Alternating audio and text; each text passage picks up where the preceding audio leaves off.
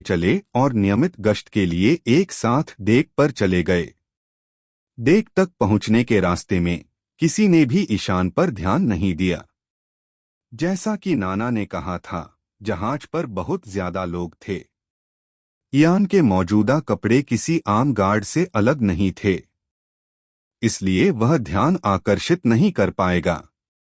इस समय marine frigate के मार्गदर्शन में जहाज एनीस लॉबी की धाराओं में चला गया। तराई धारा एक निश्चित दिशा में बह रही है, एक गोलाकार वलय के आकार में, इसलिए उन्हें पहले इम्पेल डाउन और फिर मरीनफोर्ड जाना चाहिए।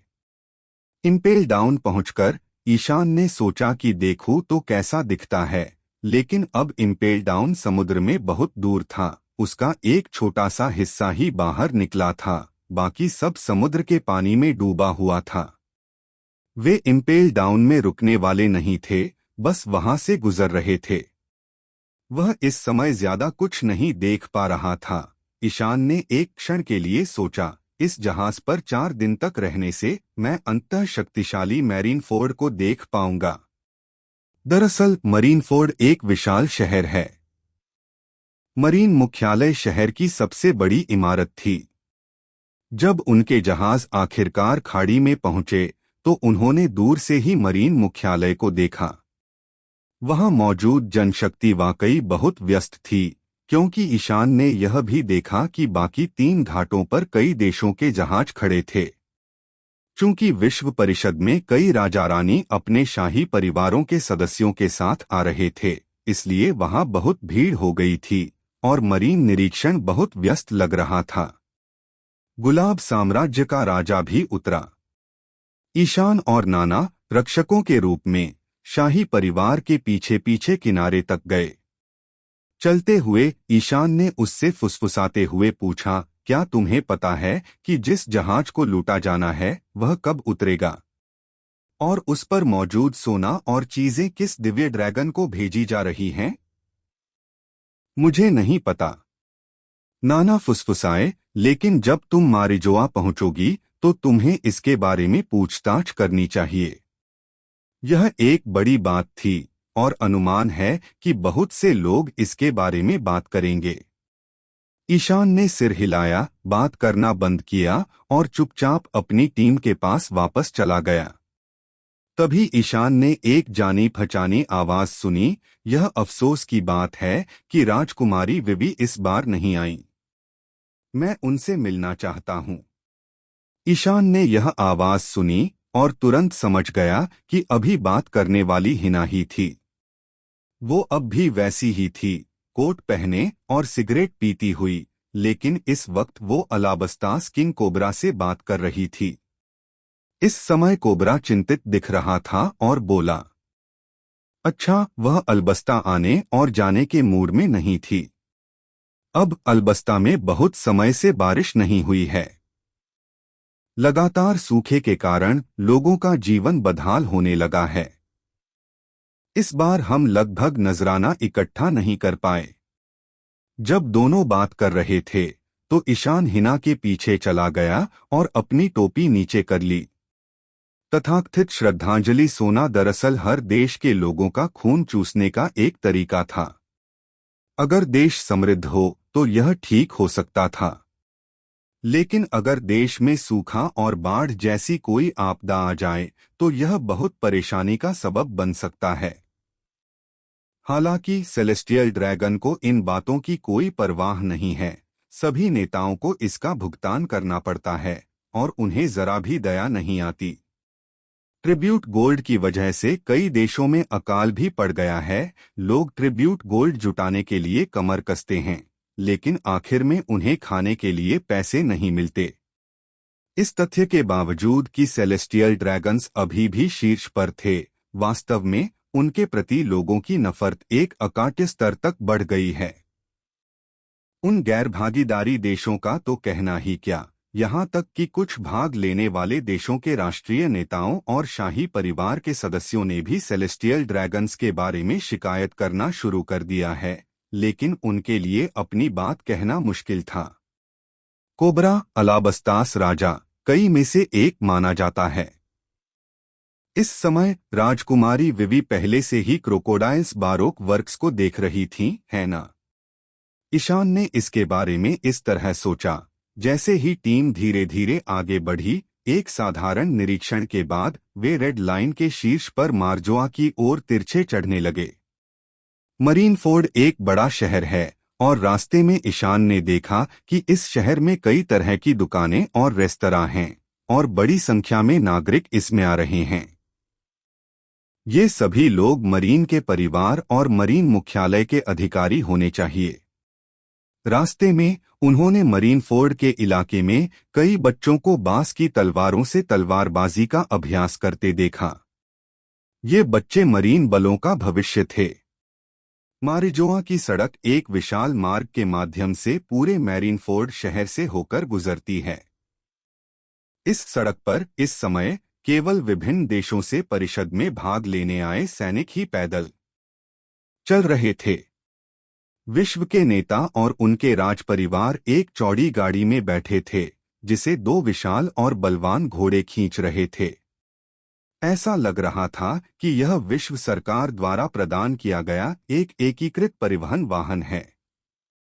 हालांकि उनके साथ चल रहे लोग, जैसे ईशान और नाना, केवल पैदल ही जा सकते थे। हालांकि ईशान को एक अजीब बात लगी।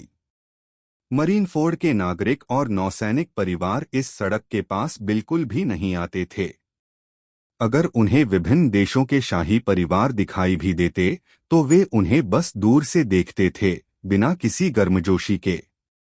इससे ईशान को आश्चर्य हुआ कि यदि मरीन मुख्यालय में अधिकारियों और सैनिकों के परिवारों ने सेलेस्टियल ड्रैगन को उकसाया तो क्या होगा।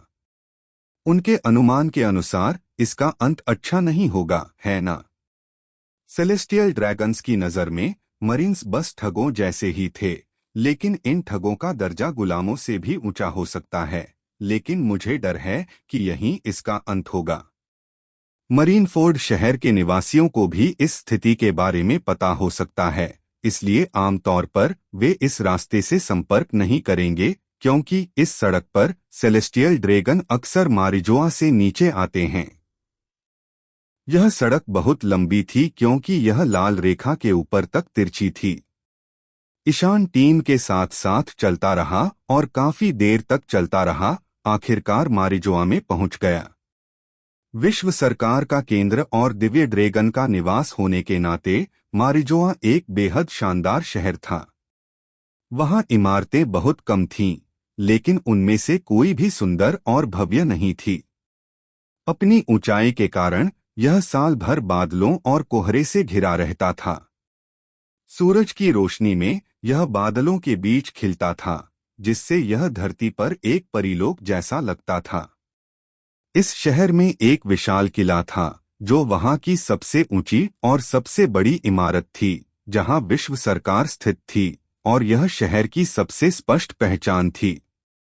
जब विश्व परिषद का आयोजन होता है तो सम्मेलन में आने वाले सभी देशों के नेता वहां एकत्रित होकर दुनिया भर की हालिया घटनाओं पर चर्चा करते हैं और भविष्य की नीति तय करते हैं। बेशक, चूंकि बैठक का समय अभी नहीं आया है, इसलिए नेताओं को पहले होटल और रेस्तरां में रुकना चाहिए।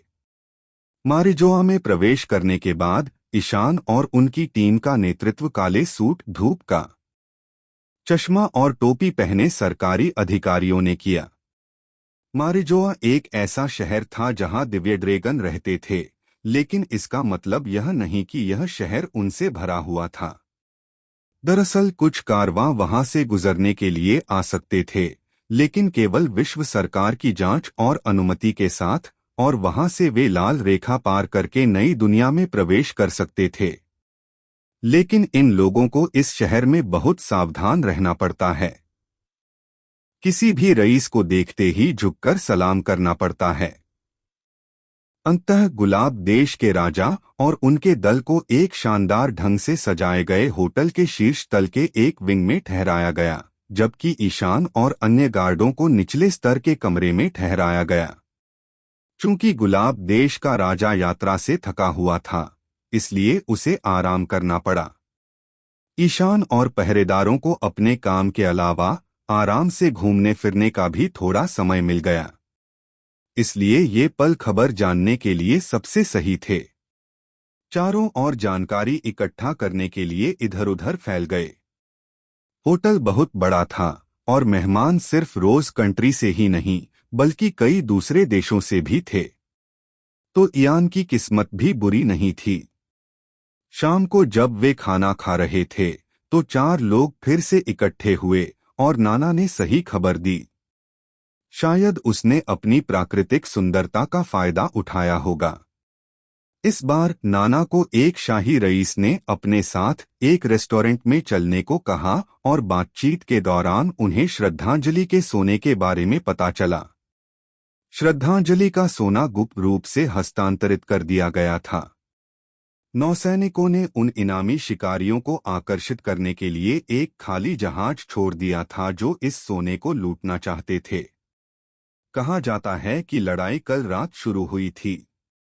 लाल कुत्ते अकैनू ने उन्हें 4 युद्धपोतों से घेर लिया था और लुटेरों को सफलतापूर्वक पराजित कर दिया गया था।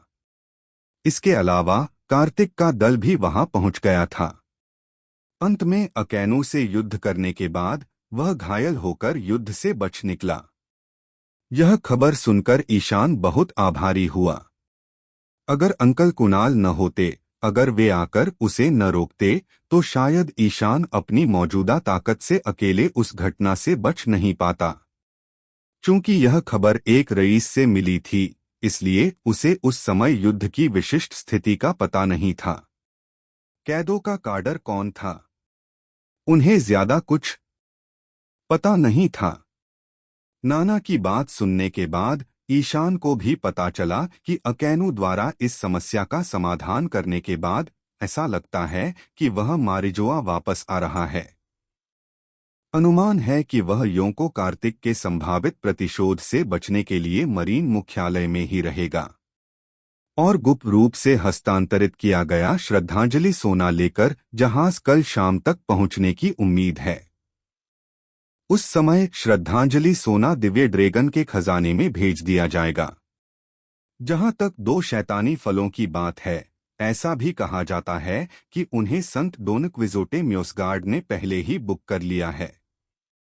यह जानकारी मिलने के बाद अगला काम आसान हो गया।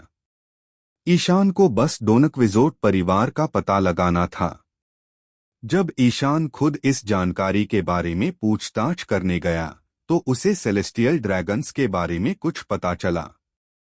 इस शहर में सेलेस्टियल ड्रैगन्स का हर परिवार एक बड़ी जागीर हुआ करता था। चूंकि वे खुद को सृष्टिकर्ताओं के वंशज कहते थे, इसलिए वे हमेशा अपने पूर्वजों की महिमा की पूजा करते थे। हर परिवार अपने पूर्वजों की मूर्तियां स्थापित करता था। साथ ही वे अपने वंश के रूढ़िवादियों को इस दुनिया के रचयिताओं के रक्त का प्रदर्शन करने के लिए भी इनका इस्तेमाल करते थे। इन मूर्तियों के स्थान को एक परिवार का निवास स्थान माना जा सकता है। मारिजोआ में यह कोई रहस्य नहीं था और यहाँ तक कि वहां तैनात समुद्री सैनिक भी यह बात जानते थे। ईशान ने अगली रात तक धैर्यपूर्वक इंतजार किया। उसे नहीं पता था कि लक्षित जहाज बंदरगाह पर कब पहुंचेगा, लेकिन लगभग समय हो गया था। कमरे में पहुंचकर ईशान ने अपना चमकीला कवच उतार दिया, हल्के काले कपड़े पहन लिए, काला नकाब ओढ़ लिया और चेहरा ढक लिया। सारी तैयारी करने के बाद ईशान बाहर जाने के लिए तैयार हो गया। नाना और वॉलनट दोनों इयान के कमरे में थे। नाना ने तब उससे कहा, हालांकि मुझे नहीं पता कि तुम्हारा मिशन क्या है, लेकिन मुझे पता है कि यह उन 2 शैतानी फलों से जुड़ा है। सेलेस्टियल ड्रैगन के घर में बहुत कम लोग घुसे हैं, इसलिए हमें वहां की खास स्थिति का पता नहीं है। तुम सिर्फ अपने विवेक पर भरोसा कर सकते हो। ईशान ने सिर हिलाकर कहा, मैं समझ गया। असल में मुझे नहीं लगता कि यह बहुत मुश्किल है। वॉलनट ने कहा, सेलेस्टियल ड्रैगन इतने घमंडी होते हैं कि वे कभी सोच भी नहीं सकते कि कोई उनके घर तक आए। खैर, सावधान रहना, नाना ने जवाब दिया। इसके बाद वॉलनट ने ईशान को ध्वनि अवरोधक से ढक दिया। फिर वह खिड़की पर कूद गया और रात के अंधेरे का फायदा उठाकर ईशान होटल की दीवार पर फिसल गया। ध्वनि अवरोधक के कारण जब ईशान उतरा तो उसने कोई आवाज भी नहीं की। वह चुपचाप इमारत के कोने में चला गया, बाहर गश्त कर रहे मरीन सैनिकों से बचता हुआ होटल क्षेत्र से बाहर निकलकर मारिजुआ शहर में प्रवेश कर गया। हालांकि इस शहर में इमारतें अपेक्षाकृत कम थीं, लेकिन उनके बीच कई ऊंचे पेड़ थे। इयान्स वर्ड के शब्दों में इसका मतलब है कि शहरी हरियाली का काम अच्छी तरह से किया गया था, इसलिए ईशान इस शहर में काफी छाया हुआ है। ईशान के शहर में प्रवेश करने के बाद अब यह बहुत आसान हो गया था। अब विश्व सरकार और मरीन का ध्यान इस विश्व परिषद पर था। इसमें 170 से ज्यादा देश शामिल थे। भले ही सभी सहभागी नेता बैठक में शामिल न हो पाए हों, फिर भी मारिजुआ में अनगिनत नेता इकट्ठा थे। इन लोगों की सुरक्षा सर्वोच्च प्राथमिकता थी। हर होटल जहां राजा और नेता ठहरे थे, मरीन और खुफिया एजेंसियों की सुरक्षा का केंद्र था। शहर की बात करें तो वहां इतने मरीन सैनिक नहीं थे। बेशक शहर की रोजमर्रा की सुरक्षा व्यवस्था अभी भी मौजूद थी। ईशान इतना भाग्यशाली था कि उसे सही दिशा का पता चल गया। वह ज्यादा लापरवाह नहीं हो सकता था, इसलिए वह मारिजुआ के उत्तर पश्चिम में चला गया, जहां तथाकथित संत डोन क्विजोटे म्योसगार्ड का परिवार रहता था। इयान की सबसे बड़ी खूबी उसकी गति थी और उसका मौजूदा शारीरिक कौशल भी उसे और भी तेज बनाने में मदद कर रहा था। उसकी जितनी ज्यादा फुर्ती होगी, उसका छिपना उतना ही आसान होगा। इसलिए शहर में दौड़ते हुए ईशान रोशनी वाली जगहों से जितना हो सके दूर रहने की कोशिश करता था, और अपने काले कपड़ों के कारण भी, ताकि किसी को कुछ भी संदिग्ध नजर न आए। इसके अलावा शहर में सुरक्षा व्यवस्था बहुत नीरस थी। इस बार ईशान को समझ में आया कि क्यों सूर्य समुद्री डाकू समूह के साहसी फिशर टाइगर को मारिजुआ से कई गुलामों को रिहा करने में ज्यादा परेशानी नहीं हुई। मरीन फोर्ड में शक्तिशाली एडमिरलो और मारिजुआ के रेड लाइन के शीर्ष पर होने के कारण सेलेस्टियल ड्रैगन्स को लगा कि कोई भी यहां आकर उन्हें धमकाने की हिम्मत नहीं करेगा। जब वे यात्रा करते हैं तो उनके पीछे हमेशा उनके अपने परिवार द्वारा प्रशिक्षित अंगरक्षक और कवच रक्षक होते हैं, इसलिए ये घमंडी लोग अपने आसपास ज्यादा मरीन सैनिकों को नहीं देखना चाहते। यह एक पवित्र भूमि थी, और यदि वहां बहुत अधिक अछूत लोग होते तो इसे पवित्र भूमि नहीं कहा जाता। इन विभिन्न कारणों को एक साथ मिलाकर एक आसान रास्ता निकाला जाता है, यहाँ तक कि ईशान खुद भी इस पर विश्वास नहीं कर सकता। इसलिए इस ऑपरेशन को लेकर इतना हंगामा मचाना पूरी तरह से उचित था। ईशान को अपनी मंजिल पर पहुंचने में ज्यादा समय नहीं लगा। यह एक बहुत बड़ा बगीचा था, लेकिन बगीचे का बाहरी हिस्सा ऊंची लोहे की बाड़ों से घिरा हुआ था। दूर से उसे बगीचे के अंत में एक विशाल जागीर घर दिखाई दे रहा था। यह डोनक्विजोट परिवार का घर था। काले कपड़े पहने एक आदमी सामने के दरवाजे पर पहरा दे रहा था, लेकिन ईशान सामने से अंदर नहीं आना चाहता था। वह सावधानी से लोहे की बाड़ को पार करके हवेली के किनारे आया और फिर लोहे की बाड़ को कूदकर पार कर गया। लेकिन जमीन पर उतरते ही ईशान को लगा जैसे उसने किसी चीज पर पैर रख दिया हो। फिर वह पास से देखने के लिए उकड़ू बैठा, लेकिन धुंधली रोशनी में पता चला कि वह खून से लथपथ एक इंसानी खोपड़ी थी, और जिस खोपड़ी पर ईशान ने कदम रखा था वह वहां एकमात्र चीज नहीं थी। ईशान को लाश के अन्य अंग और एक लोहे की बेड़ी भी पड़ी मिली। ईशान के दिल में सिहरन सी दौड़ गई, लेकिन उसे तुरंत समझ आ गया कि माजरा क्या है। सेलेस्टियल ड्रैगन्स दरअसल मरे हुए गुलामों को अपने बगीचों को समृद्ध बनाने के लिए फूलों की खाद की तरह इस्तेमाल करते हैं। पहले तो ईशान को ये बाग बहुत प्यारे लगते थे, लेकिन जब उसने इंसानी शरीर देखा तो वह डर गया और उसे डर लगने लगा। इस बाग में फूल कितने रसीले खिले थे। इन फूलों के लिए कितने गुलाम यहाँ उजड़ गए। दरअसल जब तक पर्याप्त निपुण लोग इस तरह की इमारत में चुपके से घुस सकते हैं, लेकिन कभी कभी बारीकियां ही सफलता या असफलता का निर्धारण करती हैं। ईशान को वॉलनट और उसके मूक फल का सामना करके बहुत खुशी हुई। हालांकि उसने बस एक खोपड़ी पर पैर रखा और उसे तोड़ दिया, लेकिन ध्वनि अवरोध के कारण अजीब तरह से उसने कोई आवाज नहीं की। वॉलनट के अनुसार ध्वनि अवरोधक की त्रिज्या केवल 1 मीटर 3 फीट होती है, जो उसकी सीमा थी। वॉलनट को यह फल ज्यादा समय पहले नहीं मिला है, लेकिन जब तक ध्वनि इस सीमा से बाहर रहेगी तब तक वह बाहरी दुनिया में नहीं फैलेगी। इस तरह की क्षमता का सबसे बड़ा लाभ यह था कि जब तक डेविल फ्रूट उपयोगकर्ता इसे रद्द नहीं करता या मर नहीं जाता, तब तक यह तकनीक हमेशा मौजूद रहेगी। इसलिए ईशान आत्मविश्वास के साथ बगीचे में दौड़ा और अत्यंत तेजी से सामने की इमारत की ओर दौड़ा। उसे समझ नहीं आ रहा था कि यह इमारत असल में क्या है।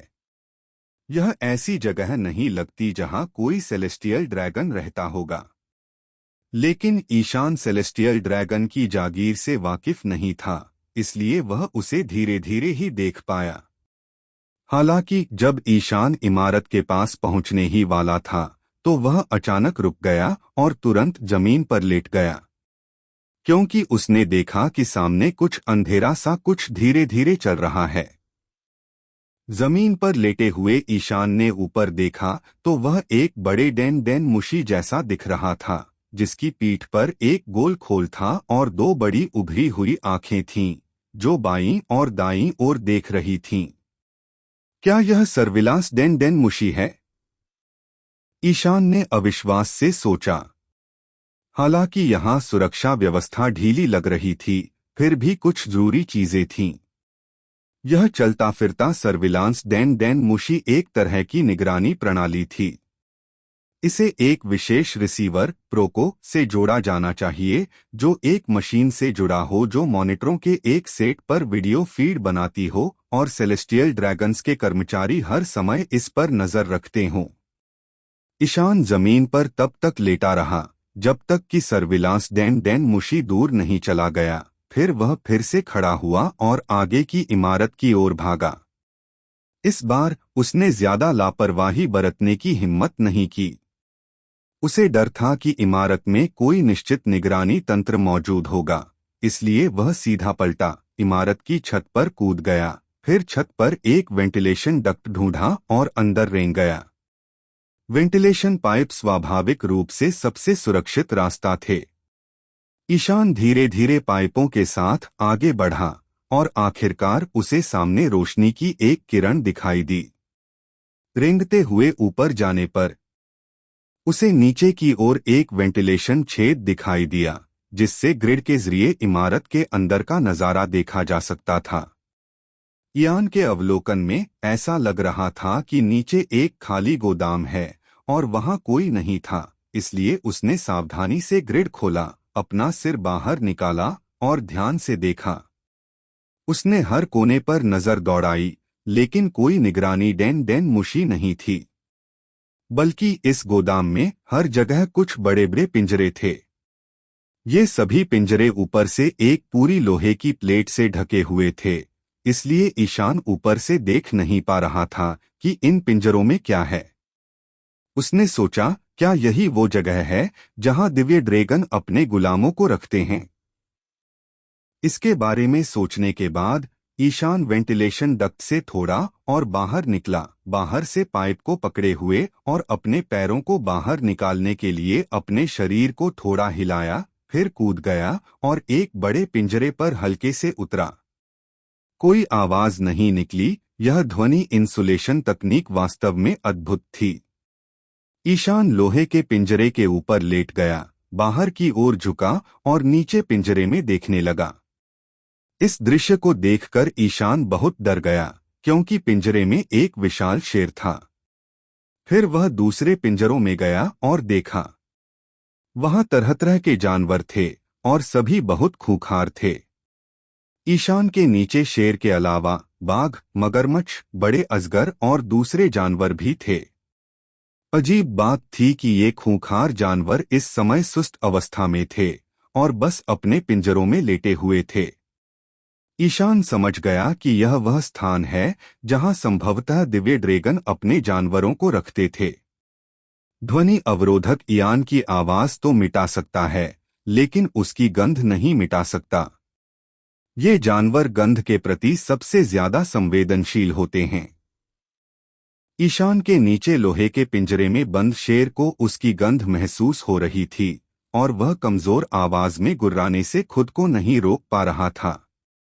यह दहाड़ इतनी तेज थी कि आसपास के अन्य जंगली जानवर भी शेर के साथ दहाड़ने लगे, लेकिन कुल मिलाकर यह आवाज शक्तिहीन थी। जब ईशान ने ये दहाड़े सुनी तो वह एकदम से घबरा गया। उसकी ध्वनि सीमा सीमित थी, लेकिन गोदाम इतना बड़ा था कि वहां से कोई आवाज जरूर आ रही होगी। तो उसे पता था कि कोई जल्द ही आएगा। जागीर के निगरानी कक्ष में काले कपड़े पहने लोगों का एक समूह कॉफी पी रहा था, लेकिन जब उन्होंने जंगली जानवरों की दहाड़ सुनी तो वे घबरा गए। क्या हो रहा है? क्या पिंजरों में बंद सभी जानवरों को बेहोशी की दवा नहीं दी गई है? मुझे नहीं पता। शायद शामक दवाओं का असर कम हो गया है। जल्दी करो, कुछ लोगों को बुलाओ और उन्हें चुप करा दो। अगर मालिक ने सुन लिया तो मुसीबत हो जाएगी। हाँ, जल्दी करो, नींद की दवाइयाँ लाओ। अगर इनसे मास्टर नाराज हो गए तो हम एक दिन भी जिंदा नहीं रहेंगे। काले कपड़े पहने ये लोग निगरानी कक्ष से बाहर निकले। उनके हाथों में एनेस्थीसिया बंदूकें थीं और वे पशुओं के पिंजरों की ओर दौड़ पड़े। जब वे गोदाम में पहुंचे तो उन्होंने देखा कि पिंजरे में बंद जानवरों का एक समूह उन पर दहाड़ रहा है। गोली चलाओ, इन्हें बेहोश कर दो, काले कपड़े पहने एक आदमी ने आदेश दिया। इन एनेस्थीसिया गनों से गोली चलने पर कोई आवाज नहीं हुई। जानवरों को ढेर सारे इंजेक्शन लगे और जल्द ही सब शांत हो गए। काले कपड़ों वाले लोग राहत की सांस ले रहे थे और एक एक करके गोदाम से बाहर निकल गए। उनके जाने के बाद ही ईशान फिर से वेंटिलेशन डक्ट से बाहर कूदा। जब उसे लगा कि जल्द ही कुछ होने वाला है तो वह ऊपर वाले वेंट में वापस कूद गया। पिंजरे में सो रहे जानवरों को देखकर ईशान को राहत तो मिली, लेकिन साथ ही उन जानवरों के लिए बहुत दुख भी हुआ। उन सबकी हैवानियत अब गायब हो गई थी। वह चुपचाप गोदाम से बाहर निकल गया और काले कपड़े पहने लोगों का पीछा करने लगा, क्योंकि वह सहज रूप से जानता था कि ये लोग निगरानी कक्ष की ओर वापस जा रहे हैं। इसलिए उसने उनसे निपटने की योजना बनाई ताकि अगली कार्रवाई में आसानी हो सके। जल्द ही ईशान काले कपड़े पहने लोगों का पीछा करते हुए एक अन्य इमारत में पहुंच गया। देखा जा सकता है कि ये गार्ड बहुत आराम से थे। उन्होंने कुछ ही लोगों को निगरानी स्क्रीन देखते हुए छोड़ा था, जबकि बाकी लोग ताश खेल रहे थे और कॉफी पी रहे थे। ईशान खिड़की से बाहर झुककर यह सब देख रहा था और अचानक उसका मन बदल गया। उसे नहीं पता था कि हवेली में कितने पहरेदार हैं। अगर घर के सारे पहरेदार मार दिए जाएं, तो शायद दूसरे पहरेदार आ जाएं और ये एक बड़ी समस्या हो जाएगी। सब कुछ उजागर हो जाएगा। उसे लग रहा था कि उन्हें मारने से कोई फायदा नहीं होगा। हालांकि मॉनिटरिंग स्क्रीन पर नजर रखने वाले लोग कम थे, फिर भी आसपास कुछ लोग तो थे ही। कौन जाने अगर बात बिगड़ गई और वो इन लोगों की नजर में आ गया। तो ईशान ने कुछ देर तक इसके बारे में सोचा, फिर वह आगे बढ़ा, दरवाजे के बाहर खड़ा हो गया, अपनी सांस रोक ली और फिर हिंसक रूप से अपना हावशोकू हकी शुरू कर दिया। वास्तव में ईशान ने हमेशा महसूस किया है कि उसकी अपनी जागृति हावशोकू हाकी उसकी नेन क्षमताओं से संबंधित नहीं थी, क्योंकि उसकी अपनी भावनाओं में यह हाओशोकु हाकी नेन क्षमता के उच्चस्तरीय अनुप्रयोग की तरह लग रहा था। जब उन्होंने इसके बारे में सोचा तो उन्होंने हाओशोकु हाकी का वर्णन इस तरह किया जैसे कि यह रेन और हात्सु का मिश्रण हो। इन दोनों मूल सिद्धांतों के संयोजन से हाओशोकु हाकी के प्रभाव और आश्चर्यजनक प्रभाव भी प्राप्त किए जा सकते हैं। यान का जागरण इन दोनों क्षमताओं के उपयोग का पहले से अनुभव करने के बराबर था। ईशान अपनी हाकी जागृत करने के बाद से व्यायाम और अपनी ताकत बढ़ा रहा है। हालांकि वह हाओशोकु हाकी का इस्तेमाल करके सिर्फ एक व्यक्ति को निशाना नहीं बना सकता, फिर भी वह इसकी शक्ति को स्वतंत्र रूप से नियंत्रित कर पा रहा है। उसकी हाकी के अचानक फटने से झटके की लहरें तुरंत दरवाजे से होते हुए कमरे में पहुंच गईं। कमरे में मौजूद काले कपड़े पहने लोगों ने अचानक सफेद झाग उगल दिया और बेहोश हो गए। हाओशोकु हाकी की इस लहर में ईशान ने अपनी सारी नेन उसमें मिला दी। इस शॉक वेव की ताकत नीलामी घर में पहली बार इस्तेमाल करने से ज्यादा अलग नहीं थी। ये काले कपड़े पहने पहरेदार शायद बहुत देर तक बेहोश रहेंगे। दरअसल ये तथाकथित काले कपड़े पहने लोग ज्यादा ताकतवर नहीं थे।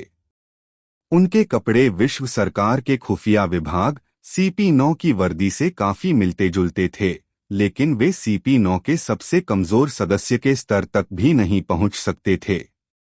वे सेलेस्टियल ड्रैगन्स का अनुसरण कर रहे थे, मुख्यतः उनके आदेशों का पालन कर रहे थे और उनकी सेवा कर रहे थे।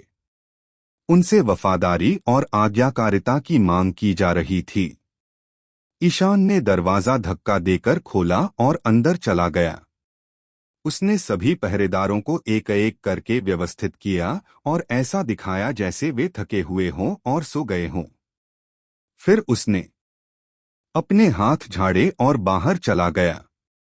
क्योंकि यह तात्कालिक था, इसलिए अनुमान है कि जब ये गार्ड जागेंगे तो वे सोचेंगे कि वे वास्तव में बहुत थके हुए थे और अपने काम के दौरान सो गए थे। ऐसा करने के बाद ईशान अंततः जागीर में साहसपूर्वक चलने में सक्षम हो गया।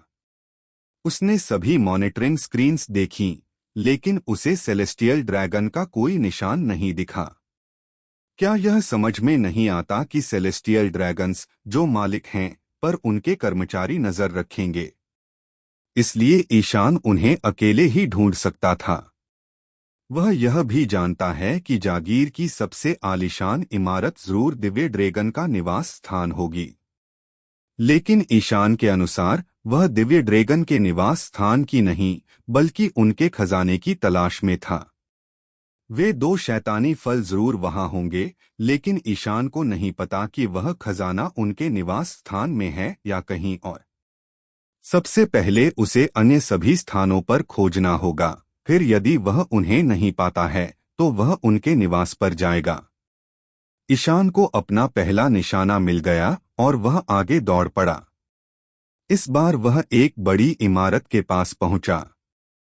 हालांकि जब ईशान छत पर कूद गया और पहले की तरह ऊपर से आक्रमण करने वाला था, तो उसने अचानक अंदर से एक तीखी चीख सुनी। खिड़की से अंदर झांककर ईशान ने देखा कि यही वह जगह है जहां दिव्य ड्रैगन गुलामों को कैद करते थे। वहां लोहे के छोटे छोटे पिंजरों की कतारें थीं, सभी दुबले पतले लोग थे। उनके हाथ दीवार से बंधे थे और उनके शरीर खून से सने हुए थे। कमरे के बीचों बीच एक जलता हुआ लोहे का चूल्हा और बख्तरबंद पहरेदारों का एक समूह था। इस समय वे चूल्हे से लाल गर्म लोहे की एक ताकत निकाल रहे थे। घुटनों के बल बैठे एक गुलाम के पास पहुंचकर सीधे उसकी पीठ पर ठोकर मार रहे थे। उस समय जिन दासों पर लोहे का निशान लगा दिया जाता था, वे तीखी चीखें निकालते थे और जब वे और अधिक नहीं रोक पाते थे तो बेहोश हो जाते थे। लेकिन बख्तरबंद पहरेदारों ने कोई दया नहीं दिखाई। उन्होंने बेहोश व्यक्ति को लोहे के पिंजरे में डाल दिया और फिर एक और पिंजरे में ले आए। ऐसा नजारा तो मानो धरती पर नर्क जैसा था। ईशान जानता था कि ये तथाकथित उड़ते हुए ड्रैगन के खुर का निशान था जिसे दिव्य ड्रैगन अपने गुलामों के लिए बना रहे थे। यह दृश्य देखकर इयान की आंखें बर्फ की तरह ठंडी हो गईं, लेकिन उसके सीने में आग धधक रही थी। राजीव बिल्कुल सही था। इंसानों के नीलामी घर में नीलाम होना इसके आगे कुछ भी नहीं था। गुलामों की असली त्रासदी तो नीलाम होने के बाद की उनकी जिंदगी होती है। और दिव्य ड्रैगन का गुलाम बनना तो और भी भयावह था। हालांकि ईशान गुस्से से देख रहा था, उसने उस समय शांत रहने की पूरी कोशिश की। उसे जो करना था वह अभी पूरा नहीं हुआ था, और वह कोई बड़ी गलती नहीं कर सकता था। गुलामों की कोठरी में ऐसा लग रहा था जैसे गुलामों का एक नया समूह आ गया हो, इसीलिए ईशान दागने के बिल्कुल सही समय पर मौजूद था। दागने का काम पूरा होते ही ईशान ने देखा कि एक बख्तरबंद पहरेदार ने अचानक एक बजते हुए बच्चे डैन डैन मुशी को बाहर निकाला और फिर बोलना शुरू कर दिया। आवाज के बाद उन्होंने एक पिंजरा खोला, एक गुलाम को घसीटा और उसे ले गए। जब अंदर मौजूद बख्तरबंद गार्डों को दूसरे स्थान पर बुला लिया गया तो ईशान ने पुष्टि की कि वहां अब भी कोई नहीं है, और फिर वह अंदर चला गया। इस गुलाम जेल में बहुत से लोग थे और ईशान ने लगभग 70 या 80 लोगों की गिनती की। ध्वनि अवरोध के कारण ईशान चुपचाप प्रकट हुआ।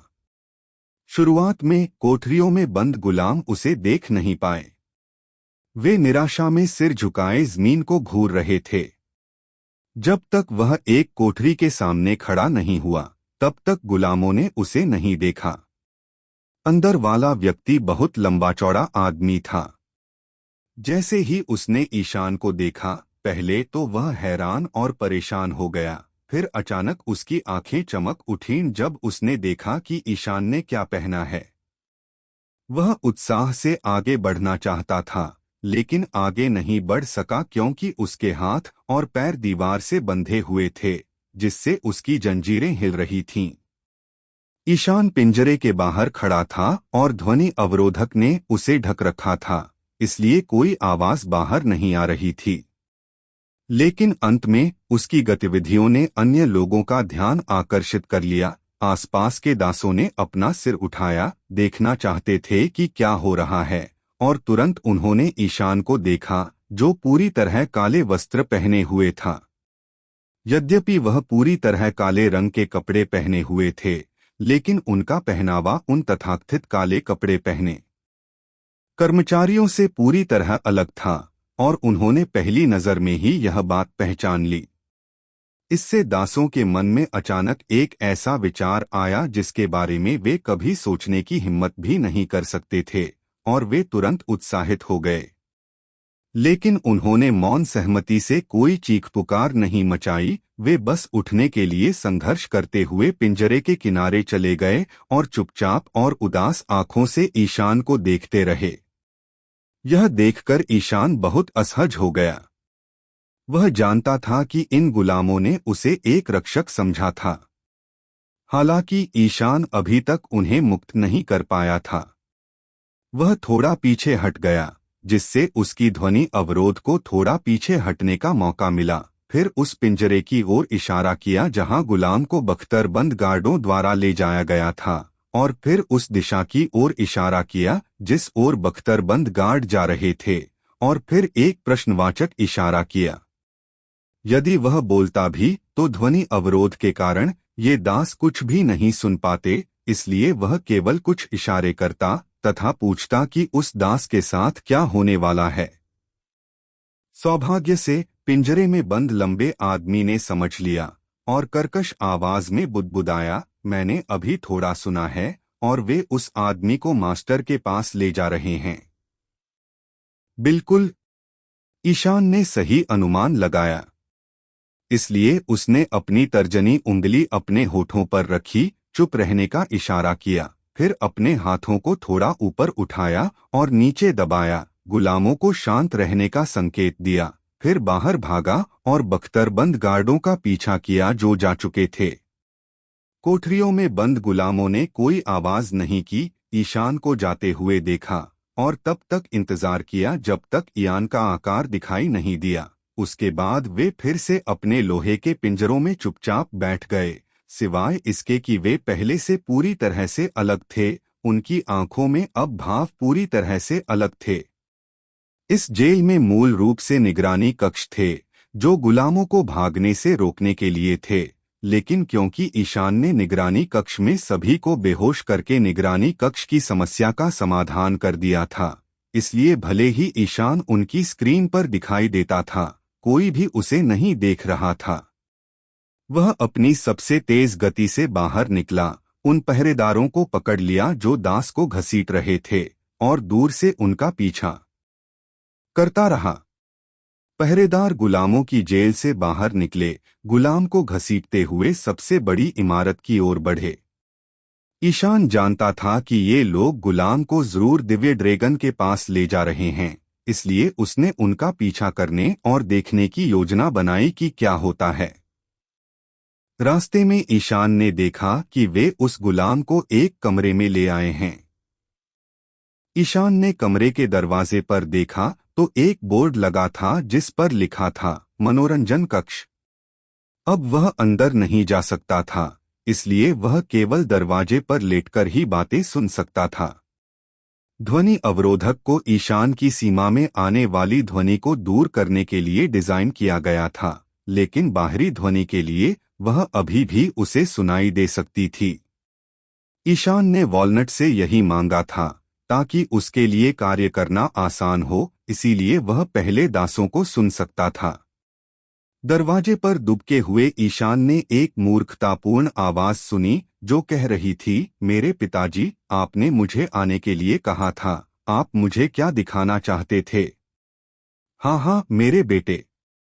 एक और आवाज हंसी और बोली, क्या तुमने पिछली बार नहीं कहा था कि तुम देखना चाहते हो कि 2 शैतानी फल खाने वाले का क्या होता है? इस बार नाशपाती के फूलों वाले राज्य से श्रद्धांजलि के तौर पर आए 2 शैतानी फल तुम्हारी जिज्ञासा शांत करने के लिए दूसरे देशवासियों से मेरे लिए लाए गए हैं। मेरे पापा, क्या ये सच है? मुझे उम्मीद नहीं थी कि आपको ये बात याद रहेगी। आप मेरे लिए बहुत अच्छे हैं। बेवकूफ आवाज बहुत भावुक हो गई।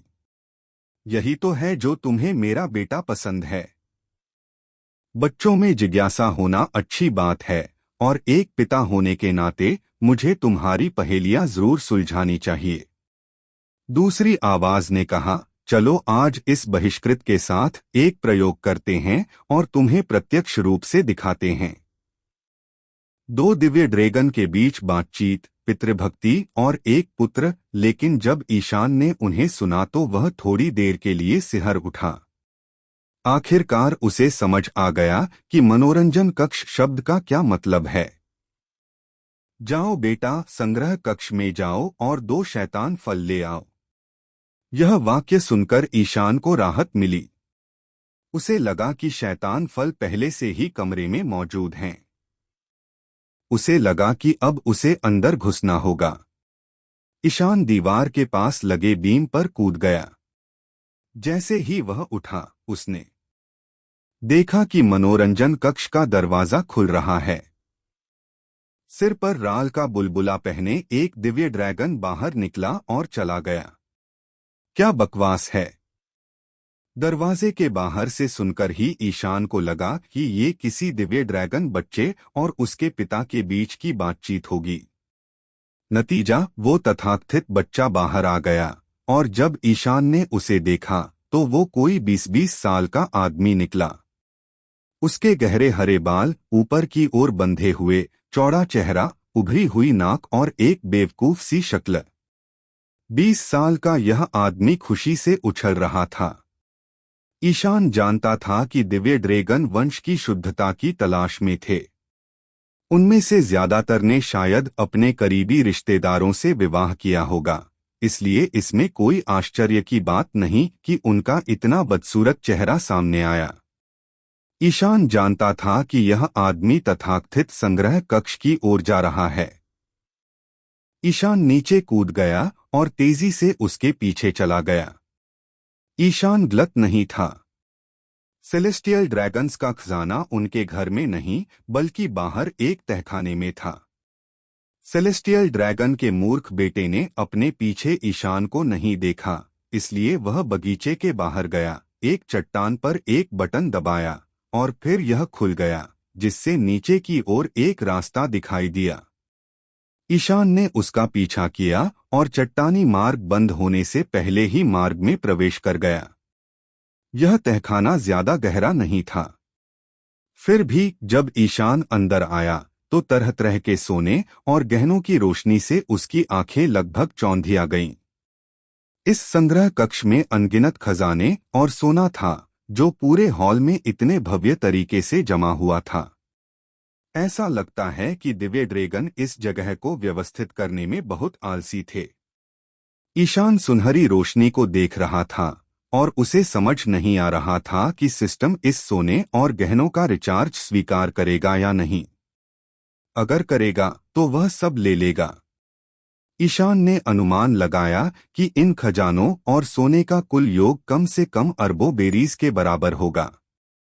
यह सेलेस्टियल ड्रैगन्स की पारिवारिक संपत्ति थी। कल्पना की जा सकती है कि सेलेस्टियल ड्रैगन्स कितने अमीर होंगे। अगर सिस्टम इन खजानों को जमानत के तौर पर स्वीकार नहीं भी करता तो भी कोई खास फर्क नहीं पड़ेगा, सत्य अनुवाद नहीं होगा, क्योंकि ईशान ने हॉल के कोने में बेरीज के नोटों के अनगिनत ढेर देखे हैं। ये नोट एक के ऊपर एक रखे हुए थे और एक बड़े कोने में फैले हुए थे।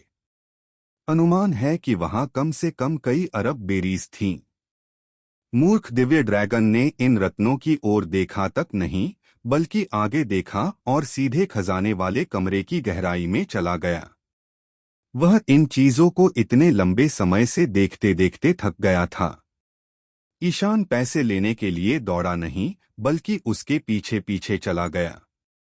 लेकिन धीरे धीरे नीचे उतरते हुए ईशान ने एक ऐसा नजारा देखा जिसे देखकर वह आगब बूला हो गया।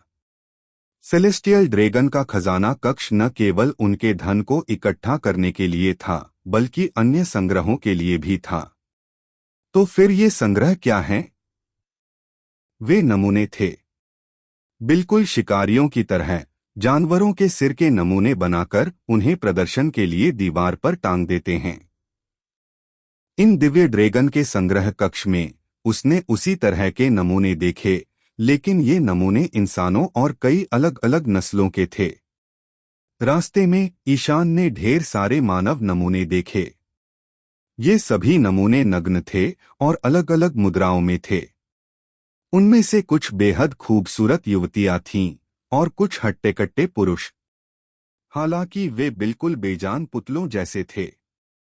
मानव नमूनों के अलावा कुछ अन्य प्रजातियां भी थीं, जिनमें लॉन्गार्म्स, जलपरियां और मिंक शामिल थीं। सभी नमूनों को उनके अंतरों को उजागर करने के लिए विभिन्न स्थानों पर रखा गया है।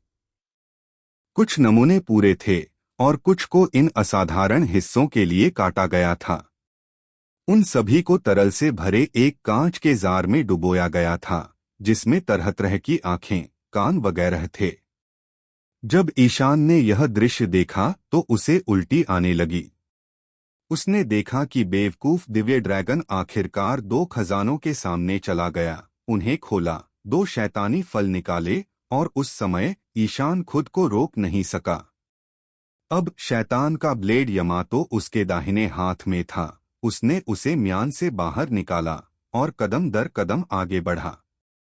जब ईशान उस मूर्ख दिव्य ड्रैगन के पीछे पहुंचा तो वह आदमी पलटा और ईशान को अचानक अपने सामने आते देखकर चौंक गया, लेकिन उस मूर्ख को समझ नहीं आया कि क्या हुआ।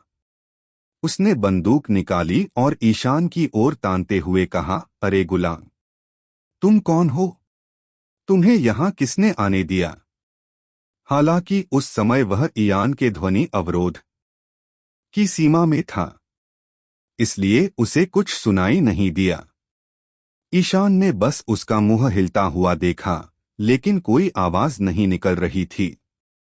थोड़ी देर बात करने के बाद दूसरे पक्ष को लगा कि कुछ गड़बड़ है। उसे अपनी आवाज भी सुनाई नहीं दे रही थी, इसलिए उसने घबराकर अपनी बंदूक उठाई और ट्रिगर दबा दिया। उसकी बंदूक की नाल से निकली गोली इयान की खड़ी तलवार से रुक गई और तुरंत दो हिस्सों में कटकर ऊपर उड़ गई। तेज गति से चलते हुए ईशान एक क्षण में उसके पास पहुंचा, अपना शक्तिशाली ब्लेड सीधे उसके खुले मुंह में डाल दिया और फिर ब्लेड उसके सिर के पीछे से आर पार हो गया। उस आदमी को गिरते देख ईशान ने अपनी खोपड़ी से तलवार निकाली और उसे झटका। उसकी तलवार पर लगा खून तुरंत जमीन पर गिर गया। दुनिया का सबसे बड़ा कमीना। हाँ बिल्कुल, ये शब्द तुम सब पर लागू होता है। टीएन अभी हमारे डिस्कॉर्ड में शामिल हों। https://discord GGCZ2ZZF5। कृपया हम वहां बहुत मजा कर रहे हैं। यमातो को म्यान में रखते हुए ईशान ने एक लंबी सांस ली और खुद को शांत करने की कोशिश की।